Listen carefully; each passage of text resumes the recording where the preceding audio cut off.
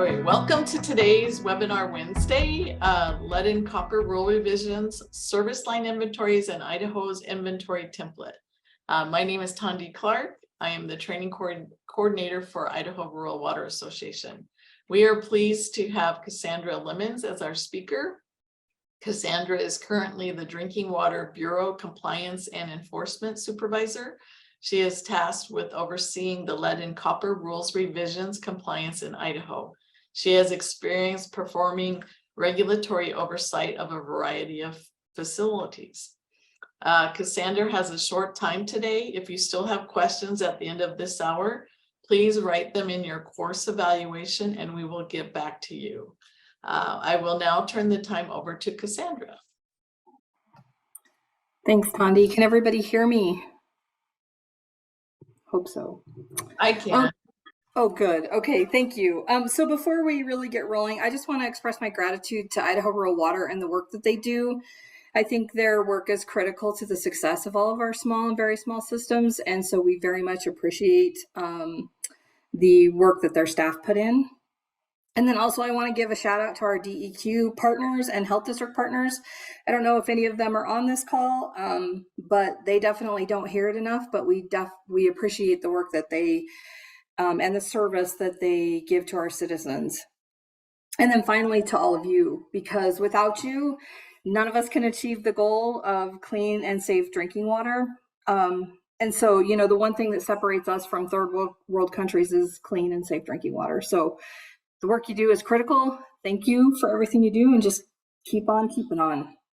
And like Tondi mentioned, this is a big class.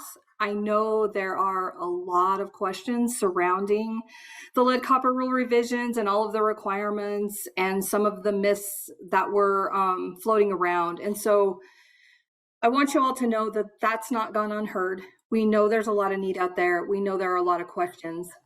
For the purposes of this training, we are going to simply be focusing on the template, how to fill it out. We're not going to do a deep dive into some of the specifics. That's going to come a little bit later. So if you have questions that are unrelated to the template, definitely send those later. But if you have questions that are related to the template, you can put them in chat. I think that's probably preferred because if we have 50 people unmuting and trying to talk all at once, I don't know that we'll be able to address your questions that way. So it's preferred to put your question in the chat and we'll try to answer it as we go along. All right, so with that, I'm putting a link in the chat. This link is the EPA inventory guidance that they issued in August of this year. And so that guidance really is a big driver on how we decided to finalize this template. And so one thing that I want you all to know is this template is required. You cannot submit anything else to us for this initial inventory. The reason for that is there are a lot of weird nuances in the rule, and we didn't want you all trying to figure out how to put those together in a format that was readable and usable and then submit to us. Additionally, what we needed was something for our compliance staff, because there are requirements for us when these come in, to be able to look at it, have a consistent format, and not be trying to interpret everyone's abbreviations and everyone's terminologies. And so we needed something that was consistent that we could implement statewide. So I will be referring somewhat to the EPA guidance document that is in, again, that link is in the chat. So please, if you want, go ahead and open that up, and then we'll take a hard look at this inventory template. First and foremost, I mean, you should be aware that there is an instruction sheet. It's the last tab in the entire template, and it's not a line-by-line instruction sheet. That kind of information, I think, is a little more challenging to put together in a format that is not going to be 50 pages long. And so the intent here is to give you some brief instructions, but I actually built in a lot of the instructions that you're going to need as you go along into the template itself, and I'll show you that here when we get there. But anyway, so this first tab here, or this first row, is just some general information about the template. Again, as I mentioned, you're required to use this template to submit your initial inventory to us. We can't accept any others, and there is room in this sheet or in this template for you to add some columns for some other information that you might want to include as part of the inventory. The other thing to keep in mind, many of the cells are completely locked. You cannot make any changes to a big portion of this template, and that was intended to protect the formulas and those the little instructions that I built into the template.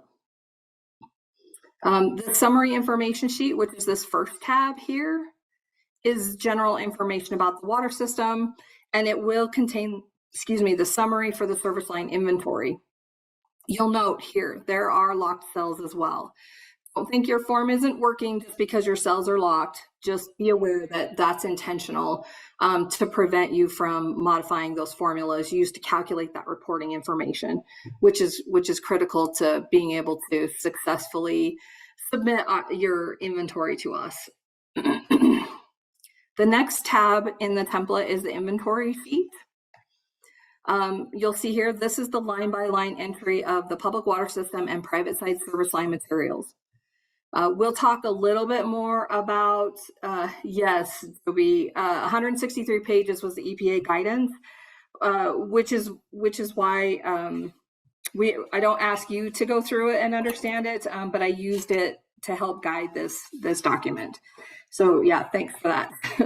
And then one thing you have to be aware of is because of the formulas that are built into the sheet, when you print, Excel thinks that there's information in all of those cells and will print every single page.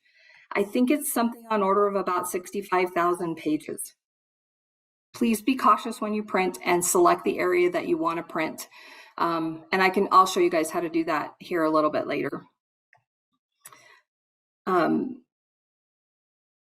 Did I blip out? It says my internet connection is unstable. I think I'm still here. So with respect to the information that you're required to provide to us, one of the things that's really important to keep in mind is we do need locational specific information for every single service line. It's also included for any lines that are not serving consumers, such as for fire flow or irrigation, but are connected to the culinary or the drinking water system. That's a key provision right there. One of the caveats that EPA gave was that if that line could ever be used or converted to drinking water, we need to know the status of the I apologize. I was trying to read the comment there, Adriana, and I got sidetracked on what I was going to say. So anyway, the intent there is that if you have a service line that is connected to the culinary system, it could be later down the road converted to be part of the drinking water system. That's happened actually in the past, so make sure that you're including those. If it's an irrigation system that's completely separate from your drinking water system, you do not have to include that in the inventory. The same would be true for like a fire flow if you had a separate well that was not part of the culinary system and it serves some sort of fire storage or some other appurtenances for that. So keep that in mind. You don't have to include every single non-serving customer's line, but be aware if it's connected to the main part of the system, you need to be including that. There are columns that are not necessarily required, but make sure you provide enough information to adequately identify the materials and the information regarding each individual connection. There is one column in there that is completely not editable, but as you start filling out the inventory, you'll notice that it's going to fill in with some stuff. That particular column has a pretty hefty formula in it, and so that is definitely a protected column. And then G through O, we really need to fill in those because some of those categories are going to be important down the line for future portions of the regulation. I can't speak directly to how that's going to look when EPA moves forward with the lead copper rule improvements. And then here I've added the contact information for your regional or health district offices.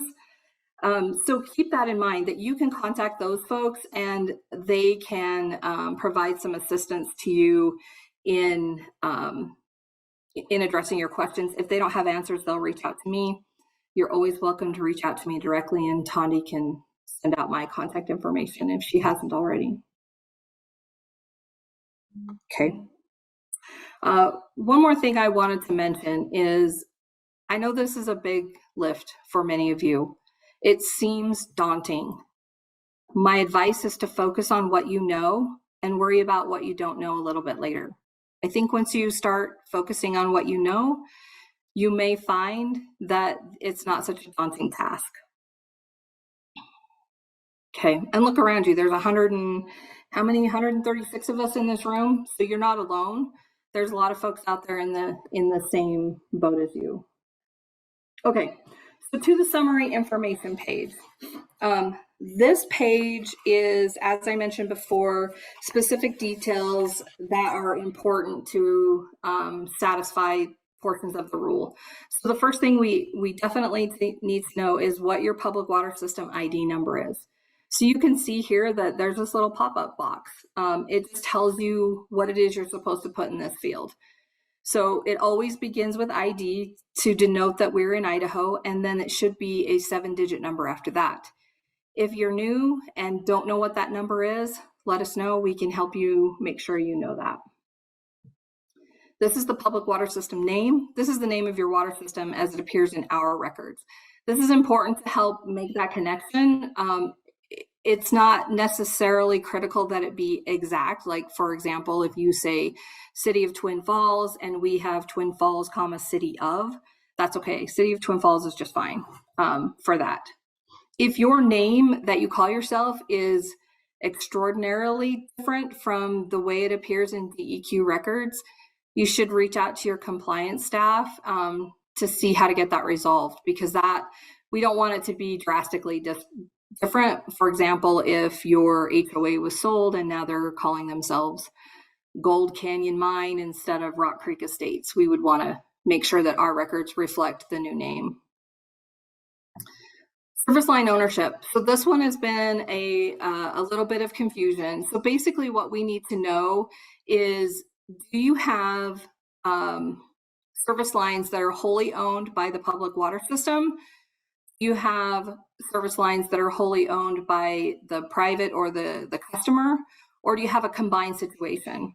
I can tell you most generally you will have combined. There are going to be a few instances where perhaps the public water systems own all of the service connections. RV parks come to mind, or some HOAs might be in that situation. So we just want to know what kind of service line inventory we can expect. And so just let us know general information about the ownership for your system. This date is the date of the inventory. So it may not necessarily reflect the day you submit it.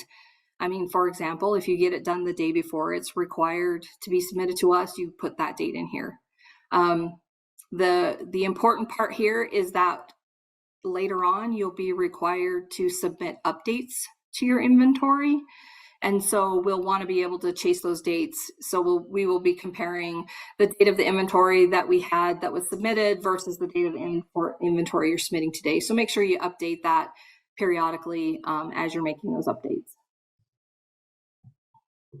This next field, this is an important category for us, because we need to know who to reach out to if we have specific questions regarding the inventory.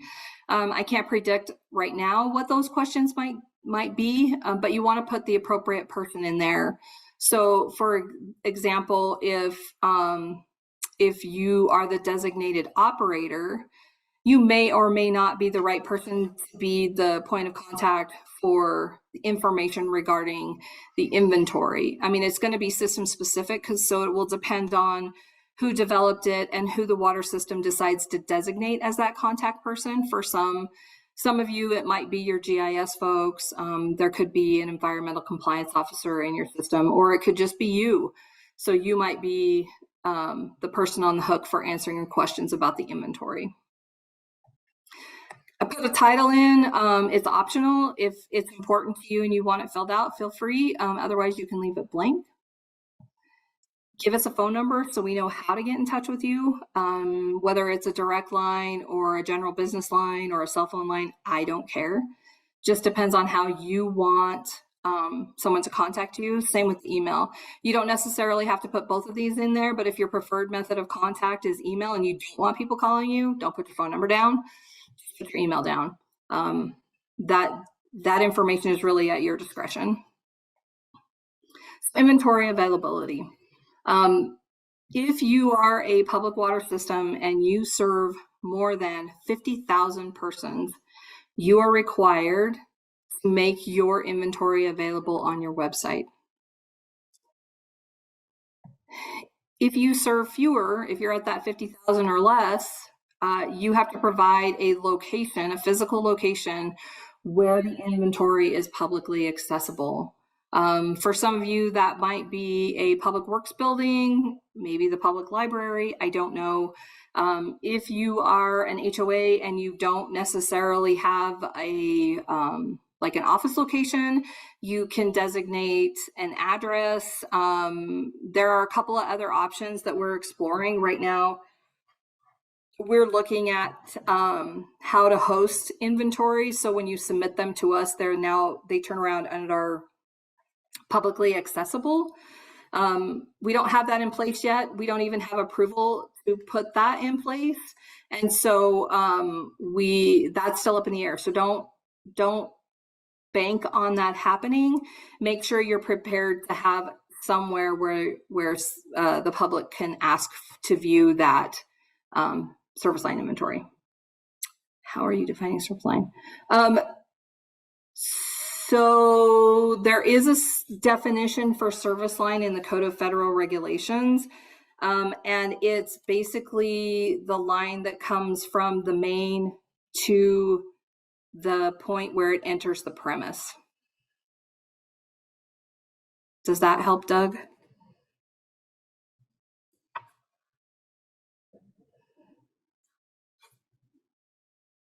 Okay. This is an aside. We are working on a fact sheet that actually gives the definition of service line. And as soon as I can get approval for that, I will get that out to you folks as well. The wheels of government turn very slowly. So we're working on some more things on our side. Does that mean property line? It depends. If the house sits on the property line and that's where the service line enters the house, I would say yes.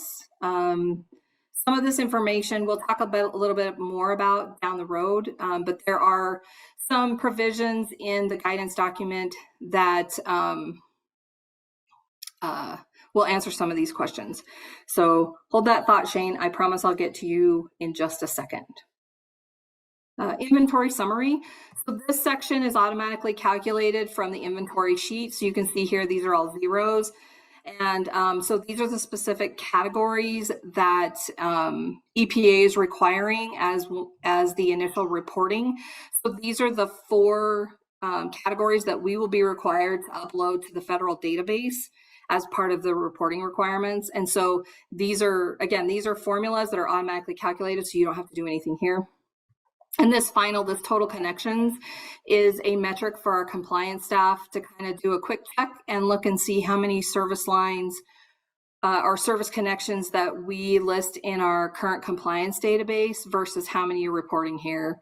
And so you'll probably be asked to explain if there are significant discrepancies. If it's onesie, twosies, that will be up to the individual compliance staff, because we recognize that it can be dynamic for rapidly growing systems. Okay. Inventory sheet. This is the bread and butter, right? This is where you all really care. So let's just start from the left-hand side and move our way over to the right. So this section right here, A, B, C, D, and E, are optional, but you have to give at least one specific locational information for each service line. So the tricky part is determining whether or not the physical address is what you want to use. Do you want to use the parcel number? Parcel number can get tricky if you have multiple service lines on a single parcel. Lot lot, block, and subdivision are certainly something you can include to help you all track. For some of the smaller systems, most of this is going to not really apply to you. Now, the one thing here that you should be aware of is what you report to us versus what you make publicly available can be two different things. If a local code or ordinance prevents the publication of physical addresses, you don't have to make the physical address piece publicly available, but you still have to be able to give enough information so that we can discern whether or not these are individual units or individual houses. And yes, you can use a GIS number as a location. The one thing I would caution with that is that sometimes you're going to run into situations where if you have multiple service lines in one small location, it's going to be hard to split those out unless you have some pretty high grade equipment. Not saying it's not doable, just saying keep that in mind that if you show one location, but there are 4 service lines, you're going to have to be able to note that somehow, that there are 4 units or whatever tied to that GIS number. And what you would do is you would add that here. So you maybe would put latitude here and longitude here, and you could put those there. And then you would want to make sure that you know how you're reporting that, so that if your compliance officer reaches out and says, hey, I want to check in with you on this, you can explain what you put here. So again, you don't have to fill out all of these columns, but we have to have enough information to ensure that you are reporting the service line materials inventory for each individual service line. And these are the most common metrics for that. But we do recognize that GIS is really coming along. I had another fellow ask about meter numbers. If you have meter numbers that are identifiable by location, you can do that. The only thing I would caution you on is that if you have, for example, an apartment complex and you're using meter numbers, but there's only one service line, but there are multiple meters, like it splits inside the building somehow, that would be one service line, but you could still tie it to those multiple meters. Just make sure that you understand how you're reporting that, so it doesn't look like you're reporting, substantially more service connections than you actually have. Okay. Let's see. Make sure that you include anything that's unoccupied or vacant. So if you currently don't have a customer, so there's a water service to an old building that perhaps hasn't been in use for some time, we still need the service line inventory for that, unless, of course, that building is slated for demolition or something like that, and there won't be a service connection there anymore. If it were me and I was doing this, I know it's a headache, but I would still document that, because you just never know what the future holds completely. And what we don't want to do is put a whole bunch of work in now and realize there was a bunch more that we had information for that we didn't provide that we need now. Lines to abandoned wells. If the well's properly abandoned and no longer available for use, I don't know that you would need to include those service lines, because I'm assuming that there won't be any water service to them anymore. Yeah, that's a great question, but I'd say if they're actually truly properly abandoned, they've been filled with bentonite and you can't use them anymore, pumps pulled, there's no power to it, I would say no, you don't necessarily need to include that, because those lines will be served by a different water source at this point. If the well's not been properly abandoned and could be used, you should include those lines as well. Let's see, I do have some notes here, so give me a second. I want to make sure that I hit all the main points. Okay, I think that covers all of that stuff. Okay, so if you're looking for specific information in that guidance regarding the locational information, chapter 2 is your go-to for that, and it's pages 30 and 31 contain most of that information that I just talked about with respect to that locational information. Now I'm gonna skip F, because this is the one, again, like I said, is completely uneditable. You can't do anything, which is why I highlighted it in blue, which is another reason if you just hit print and walk away, you're going to get a million pages because it's going to print the whole thing because there's information in the cells. And so, so somebody asked, let's see, I want to make sure I got the question right. Splitting utility line versus customer line, or just counting them as one. Okay, so Shane, and I'm sure others have this question. We need, if you have a combined situation, just like on the front page, where this particular service line has combined ownership, you need to report out the materials on both sides. The most likely scenario that I see is you might know what's on your side. Say, you know, it's, I don't know, it's ductile. I'm making guesses here. It's ductile iron, but on that private side, you're probably not going to know, right? So that's going to be the most common scenario that many of you are going to fall into. But what this does is in the guidance on page 26, there's a table that basically says we are going to choose the most restrictive or most hazardous category as the driving overall service line category. So if even the private side is unknown, say, I don't know how many service connections you have. If they're all unknown, all of these are going to be unknown unless you select, like if I choose lead here instead, but I choose unknown here, it's going to default to lead because that's the most hazardous scenario for that service connection. And so as you go down and fill this out, say you've got a copper line. I know this isn't true to life. You'll probably have a little more consistency. But then we have a galvanized. It's going to default to non-lead. Because remember, on this page, the summary information page, I only need these 4 categories. So anything that fell into that non-lead service line is going to be counted amongst these non-leads. I don't need to know here if it's copper or if it's ductile iron or whatever other category. It could be PVC. But you can also see that we're getting counts now. So we have 1 lead service line. We have 0 galvanized requiring replacement. We have 1 with a lead status unknown, and then we have 1 that's non-lead with a total of 3 connections. So as you go along, you can't mess these up. Like I can't type in it. If I hit enter, it says, nope, you can't do that. You got to retry. So again, your sheet is not broken. It's doing what it's supposed to do, and it's forcing you to choose in the dropdown. And so as you go along and you get further down, these pop-ups with the information still keep showing up in every box, because I don't know about you, but I get annoyed when I get about to line, 4,000 and I can't remember what I was supposed to do. So I got to flip back to another page and then go back to this page and hope I can find my place. Great question. Difference between galvanized and galvanized requiring replacement. Galvanized requiring replacement is a galvanized line that is or was downstream of a lead service line, or if it is downstream of an unknown situation. So again, this is the worst case scenario. So if it's galvanized and you know that it was never downstream of a lead service line, then you can indicate that it's galvanized, but it's not galvanized requiring replacement. If it was downstream of a lead service line, or you don't know if it was ever downstream, you have to categorize it as galvanized requiring replacement.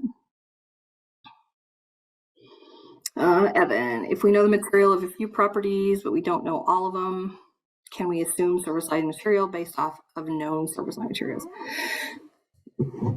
Sure. I don't see anything wrong with that. I definitely make sure that you are putting together documentation that can support those decisions. And I'll talk just a little bit more about that as we move along. But one of the things that's going to future-proof your system is putting together that documentation. So if down the road there's ever a question, either in your mind or in anybody else's mind, you have that justification for why you chose the category that you chose.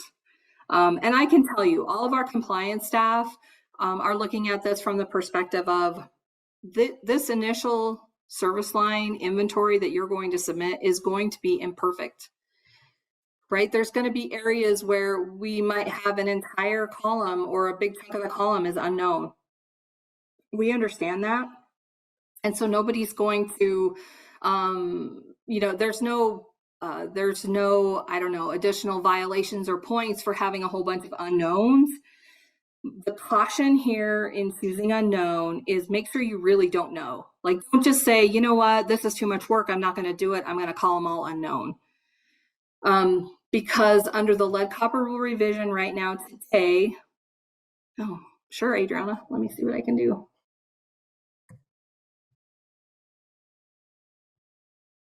Is that better?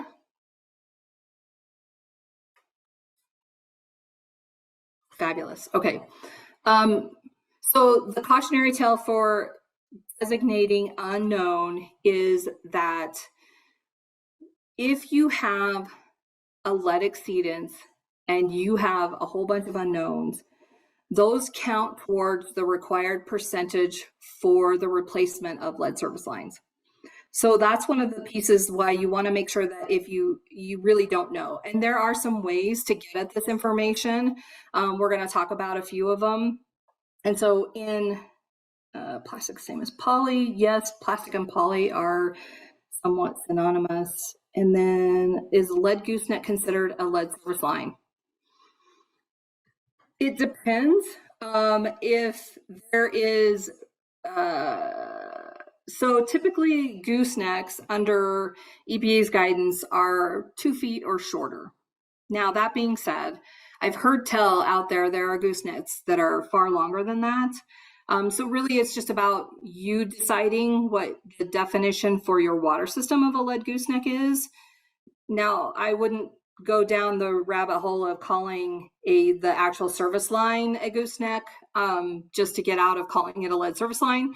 But definitely, take a hard look at that. If all of your goosenecks are 3 feet, then I would say they're goosenecks, right? But if you have most of them are 2 feet, and then you run into something that's like 10 feet, perhaps, maybe that's extreme. I don't really know.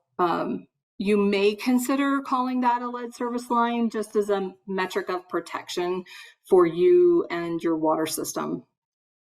Okay, I'm going to jump back and talk a little bit more about these service line categories and some of the information that you can use to determine what they are. In the guidance document, if you go to chapters 4, chapters 5, they talk a lot about strategies for determining those service lines. So, of course, one strategy that I hear a lot about is the horror story of now I have to dig up on every single service line, on every single customer, on my side and their side to do this inventory. No, you don't. And please don't.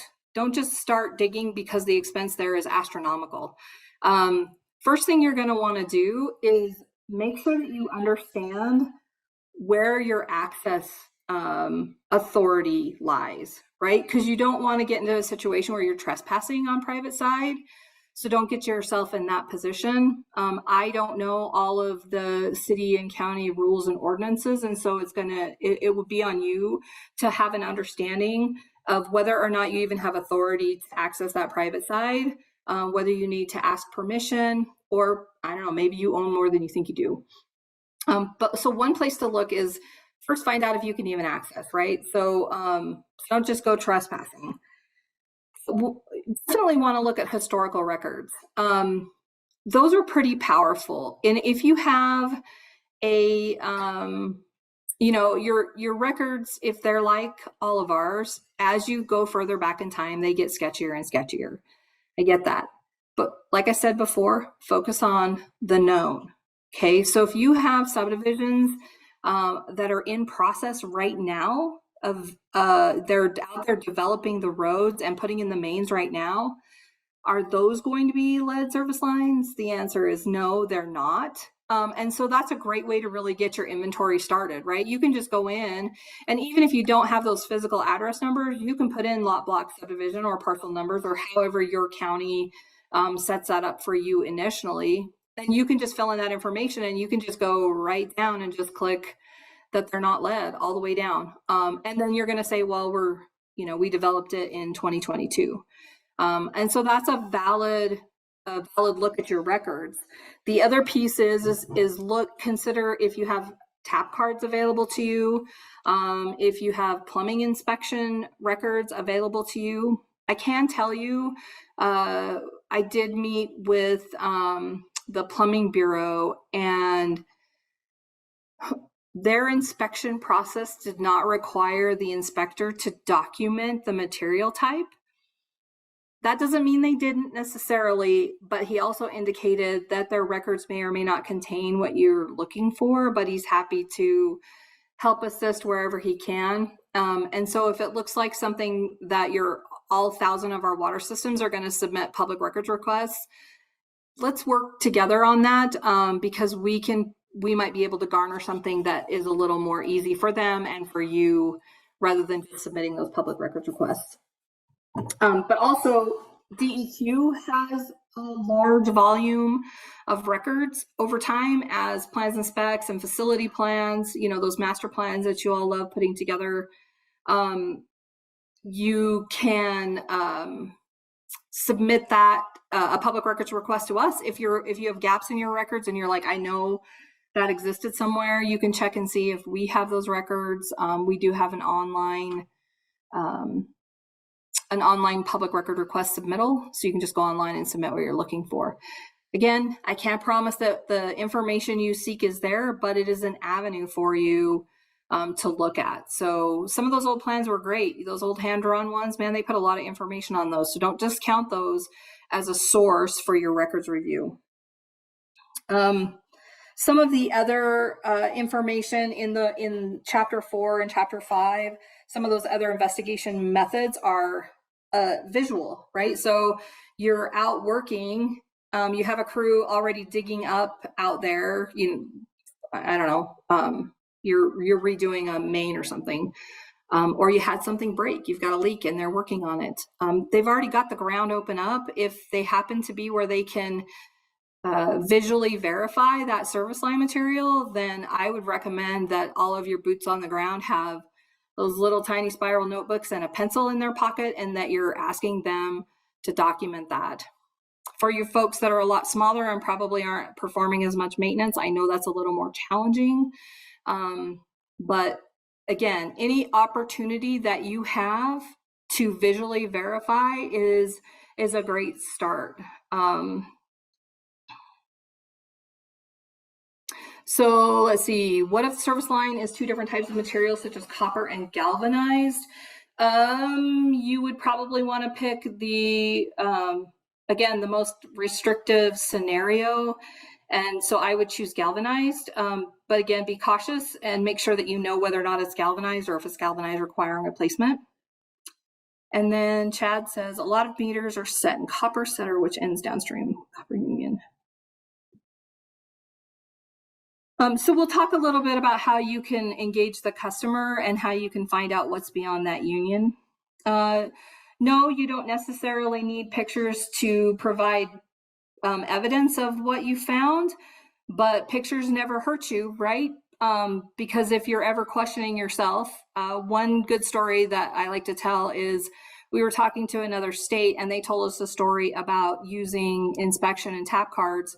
And there was one pile that they received that looks like they had a really, really, really terrible lead problem. There were stacks and stacks of cards that they thought had L as the material. And so they went out potholing only to discover those were all copper.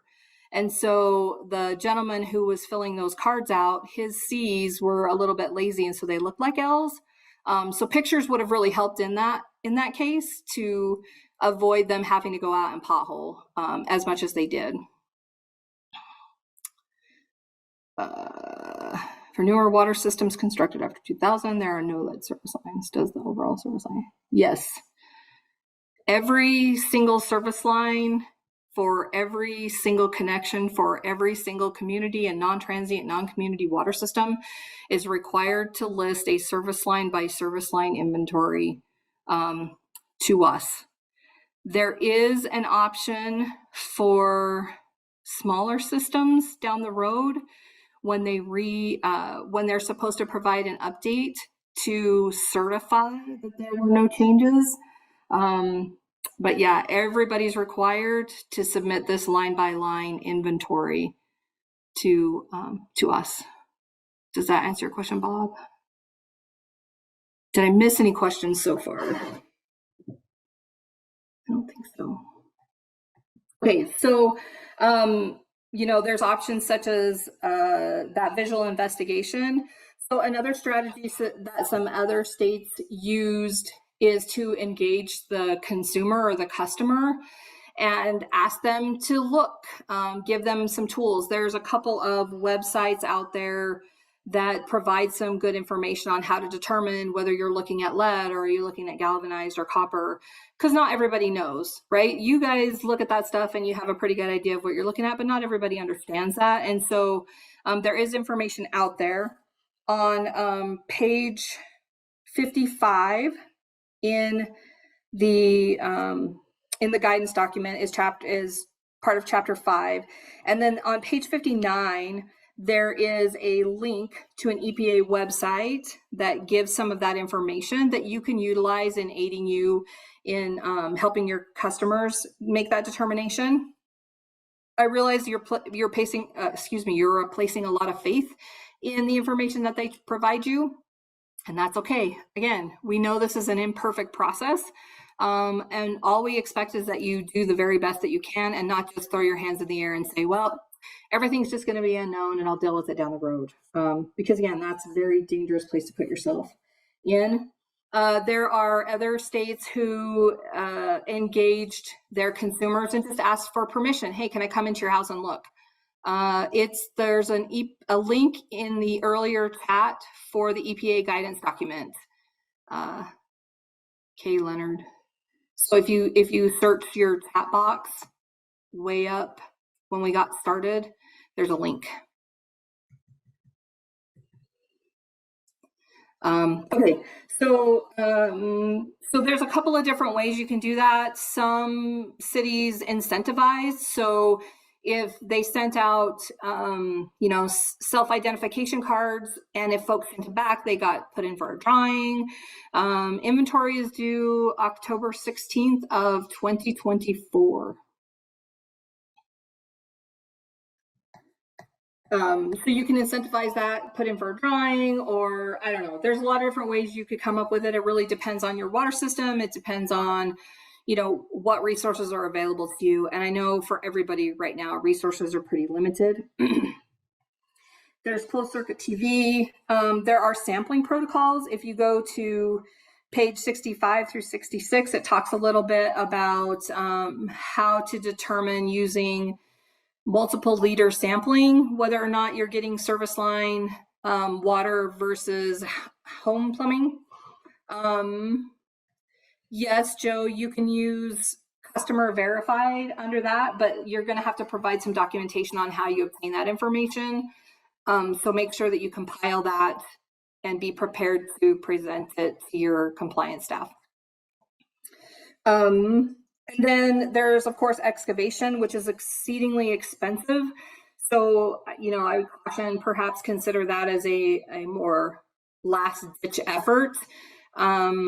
And maybe not even a consideration for your water system at all. I don't know. It really depends on you. There are what are called predictive models. There are some considerations if you're looking at some of these newer technologies. Predictive modeling is a pretty good place to start for some systems. For other systems, it might be a non-starter, because if you don't have any records to put into the process to build the model, you're going to have a really bad model output.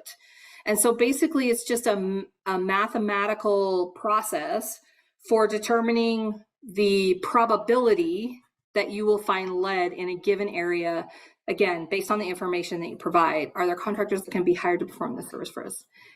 Yes, there are. The couple of them that come to mind are using predictive modeling as a big portion of their process. That being said, I guess is a good time to plug the oh my heavens, the pilot study. So we are planning a training in April of next year. And we're Idaho Rural Water is partnering with our contractor that's putting on that training to solicit some folks willing to partner and be part of the pilot studies. If you're interested in that, talk to Shelly. And I can also get the information for the gentleman at 120 Water that's working on that one as well. So consecutive water systems, it depends on what your agreement with the consecutive system is. It might be your responsibility, it might be theirs. You might have to look into that relationship if it's not well defined.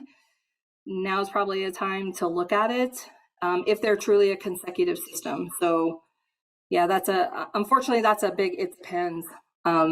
But yes, those are still considered service lines. And so it depends on whether or not if they're a regulated consecutive system that samples under DEQ's purview, that might be a scenario where that public water system is on the hook for their own. But again, it could just depend on the contract between you and them and how that works out. So anyway, predictive modeling is definitely an option for you. That will need to be supported by some additional documentation. So if you just say, well, based on the predictive model, all of ours are non-lead, we're going to say, well, what went into the model to make that determination? And so that's where this verification method comes in. You're going to need to make sure you start compiling that documentation as you go along. There are some emerging methods that are mentioned in towards the end of chapter 5, somewhere around page 71 or 72. They're a little bit more of a wild card on whether or not they're effective and what their efficiency is and how successful they are. Make sure before you spend a bunch of money on somebody else doing something for you, you understand the limitations and you understand the output that you're going to get, so that you protect yourself from a situation where you just spent a fortune and still don't have much to work with. And there are a couple of studies out there that compare the different inventory methodologies, success rates, and that sort of thing. So if you're looking for that, I do have some access to that. So just, I guess, let me know, shoot me an emails and let me know how I can help. There's some more information as we scroll. Oh, excuse me, I didn't mean to go that far. So replacement status is going to be important on the road because as part of the rule, eventually you're going to have to develop a replacement plan, a lead service line replacement plan. If none of your service lines are lead, then your lead service line replacement plan is pretty simple. But this is a good way for water systems to be able to track. Like if they know that both sides are lead, then they know they're going to eventually need to replace both sides. And so that's what this information is for, not necessarily a requirement. If you choose to leave it all blank, that's fine. Although I would advise to try to give as much information as you possibly can. So down the road, you don't have to redo any work that you were already in the process of doing. So this verification method, we've talked a little bit about it. It's very general because there are a lot of ways a water system can get at it. And rather than belaboring the drop-down box with a million different categories, Excel kind of limits you on how many you can put in there anyway. I chose records, visual verification, or other. Be aware, you're just going to have to put together a packet of information that tells us how you did that. So that's enough about that. Structure or service line type.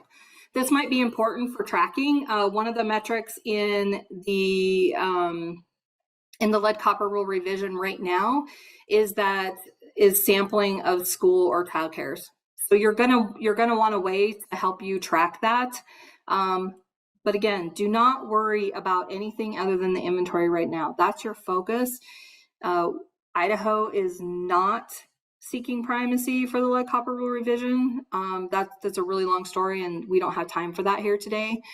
But again, this is just another way for you to make sure you're tracking appropriately. If it's a single family residence, it should have one service connection. If it's multifamily, it may have more. So this might be a good way for you to track that. Say I have 4 service lines here, right? But I only have one GPS location. And then there's a couple other categories. So I added an other there for those drinking water related service connections so that you have a way to document those. And then there are some provisions in the current rule that you have to notify the consumer within 30 days if they're connected to a lead service line. So this is just a tracking for that if you've done that notification. Again, not something that you're going to be held to just yet. So if you don't find yourself wanting to fill this out, that's okay. Don't do it.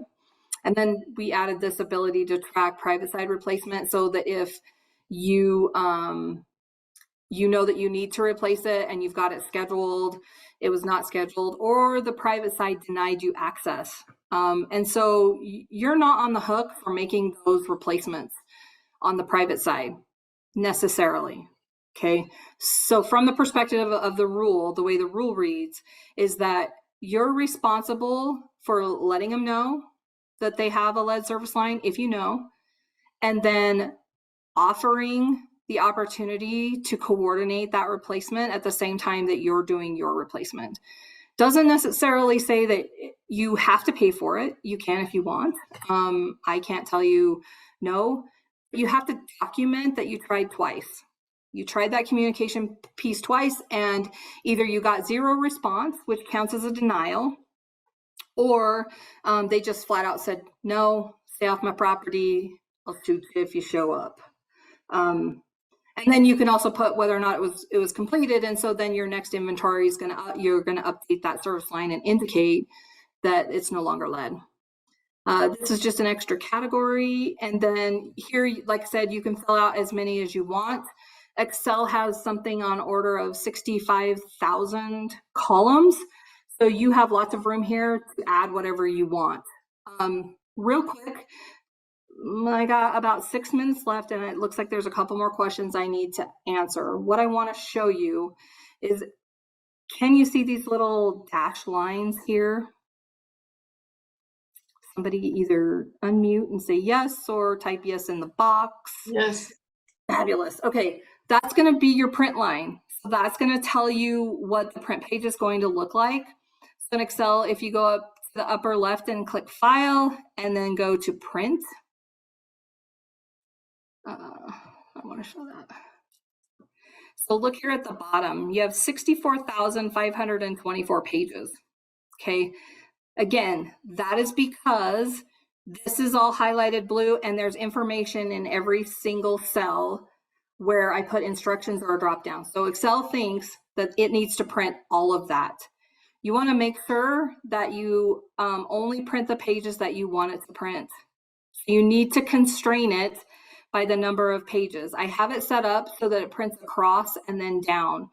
So you can see here if this said, if this was number 1 Rose Way, number 2 Rose Way, and then when you get over here to the next page, it's going to show the rest of the information for that number 1 Rose Way. It's going to print across and then down. So page 1 and 2 is going to be the first page. For many of you folks that are very small, that's all you're going to need to print. Be cautious with that. You're going to run out of paper and you're going to be really angry at me. So make sure that you check that when you're printing it. Also, you can also find that little bit about printing here on the instruction page. Make sure you're cautious about choosing what you want to print. And unless you're going to print it and put it in a notebook, you may not need to print it at all. Okay, so how frequent? Okay, first, I think my next question is, what is the deadline to complete and submit the inventory? The deadline, the compliance deadline is October 16th of 2024. Do not anticipate any grace or extensions of that. That's actually the extended date. Originally, when promulgated, it was due much sooner. So October 16th, 2024, no excuses. You got to have it submitted to us. We're putting together a submittal portal for you. That's coming. Please be patient as we work through that process. How frequently are we expected? Yes, development and construction definitely has a mind of its own. For right now, the way the rule reads, you're required to update anytime you engage in a substantial lead service line replacement. So if you go through and have planned replacement of I don't know, blocks of area. After you're done with that construction, you would want to send us an updated inventory. The other time you're going to need to update that information is after your monitoring period ends. So if you're on 6-month monitoring, you don't have to submit that inventory update every 6 months. You have to submit it once a year. Okay. If you're on a 3-year monitoring period, you're going to have to submit that update every 3 years or certify, so long as they keep that in the rule. I can't promise that they're not going to change that part. It's up to the district to determine if a 2 or 3 foot lead gooseneck is considered as a service line. I mean, yeah, the guidance says typically a lead gooseneck is shorter than 2 feet. But again, make sure that you have some additional information, Matt, to back up why you chose 2 feet versus 3 feet. Like, for example, if you can show that, well, all of our goosenecks are 3 feet, that's just what we use because of X, Y, and Z, then that's adequate. But I would be cautious about just applying it to every scenario where you might find lead, so that you don't get yourself in a position where maybe you probably should have replaced those or called them out as service lines. And then, do we need to print hard copies? Not necessarily. You post files, I don't know what your population is, but if you provide it in a digital format, you don't necessarily need to print. The rule doesn't require that you provide a hard copy. You just have to make it accessible so that people can view it. So how you do that is up to you. If you want to print a single copy and laminate it and put it at your front desk and let folks come in and look at it, that's okay. The rule also doesn't require that you, at least insofar as I can tell right now, that you are required to print and provide those copies. Most municipalities have provisions where if customer wants copies, they got to pay for them, and that's okay too. It just says that it has to be publicly available. I tried to save the guidance PDF, couldn't download, buyer scan failed. Tondi, can you answer that question? Yes, I'm gonna put it in with the evaluation. So they'll, Okay. when I send out the course evaluation, and it's gonna take a little bit to get everybody sent out, just watch, I will attach it as a handout. So you can get that DEQ'd thing. Okay, so I'm sorry, go ahead. Okay. So updating does occur based on your lead copper monitoring schedule. So if you're on a 3-year, you're going to provide that update every 3 years, unless you engage in activities where you're replacing lead service lines. You want to get that update out sooner, because there are some additional communication pieces that are required when you're performing lead service line replacements. Again, some of that's going to be subject to change pending the lead copper rule improvements. But generally right now, yes, based on your monitoring schedule. Again, if you're on a 6-month monitoring schedule, you don't have to send that in every 6 months. You just have to send it in once per year. Now I am out of time, folks.